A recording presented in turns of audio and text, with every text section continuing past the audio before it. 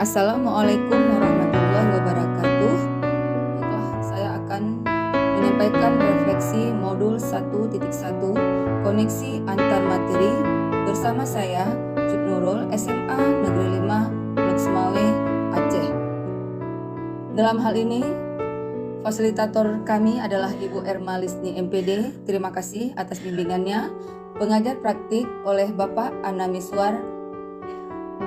Baiklah Bapak Ibu, saya akan mencoba untuk merefleksikan pemikiran Ki Hajar Dewantara, di mana salah satu refleksi beliau adalah adanya semboyan ing ngarsa sing tulodo ing madya mangungkarsa tuturi handayani memiliki makna mendalam dan sesuai dengan nilai-nilai luhur bangsa Indonesia.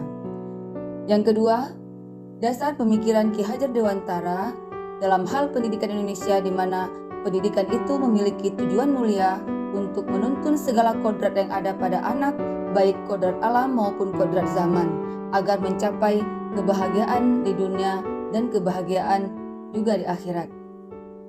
Yang ketiga, pendidikan menurut Ki Hajar Dewantara adalah pendidikan yang berorientasi kepada peserta didik. Dalam hal ini, pendidik harus memfokuskan apapun pembelajaran yang dilakukan tetap berorientasi atau Student Learning Center atau berorientasi kepada peserta didik.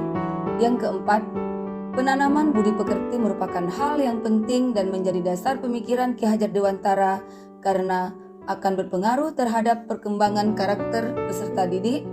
Kemudian yang kelima, pendidik itu diibaratkan sebagai seorang petani yang bertanggung jawab terhadap hasil. Jika proses berjalan baik dan teratur, maka hasil juga akan menjadi baik dan tercapainya tujuan daripada pendidikan Indonesia. Kondisi murid dan pembelajaran di kelas sebelum mempelajari modul 1.1 berdasarkan pengalaman saya adalah: yang pertama, adanya pola pembelajaran Teacher Learning Center ataupun pembelajaran yang berpusat kepada guru, di mana guru sebagai pemimpin pembelajaran lebih memfokuskan proses pemberian atau transfer informasi atau pengetahuan itu hanya satu pihak saja. Jadi di sini siswa tidak diikutsertakan secara bersama-sama dalam proses pembelajaran. Yang kedua, mengutamakan transfer pengetahuan sehingga guru tidak menggali potensi peserta didik. Yang ketiga, mengutamakan hasil daripada proses pembelajaran yang dibuktikan dengan angka-angka dan perankingan tanpa mempertimbangkan minat dan bakat daripada peserta didik itu sendiri. Dalam hal ini, setelah mempelajari modul 1, besar harapan saya adanya perubahan-perubahan dalam pembelajaran yang dilaksanakan terhadap peserta didik. Di sini diharapkan penerapan agar kelas lebih baik setelah pelajari modul 1.1. Yang pertama adalah pola pembelajaran Student Learning Center atau pembelajaran berpusat pada peserta didik.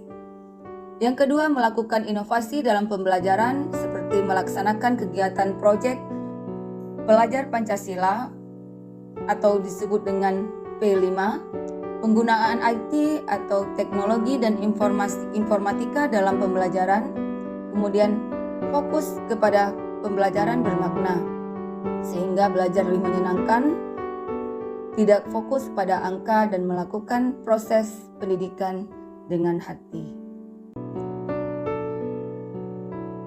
Adapun kesimpulan dari semua yang telah saya jabarkan itu adalah pentingnya penerapan ing ngarso sang tulodo ing madya mangungkarsa tuturi handayani, di mana pembelajaran yang berorientasi kepada peserta didik dalam situasi apapun dan bermakna. Tuntunan dan among pendidik dalam proses pembelajaran hendaknya sesuai dengan nilai luhur Ki Hajar Dewantara dan perubahan peserta didik selaras dengan kodrat alam dan kodrat zaman di bawah tuntunan pendidik itu sendiri. Demikianlah paparan refleksi modul 1.1. Mohon maaf atas segala kekurangan. Wabillahi taufiq wal hidayah. Assalamualaikum warahmatullahi wabarakatuh.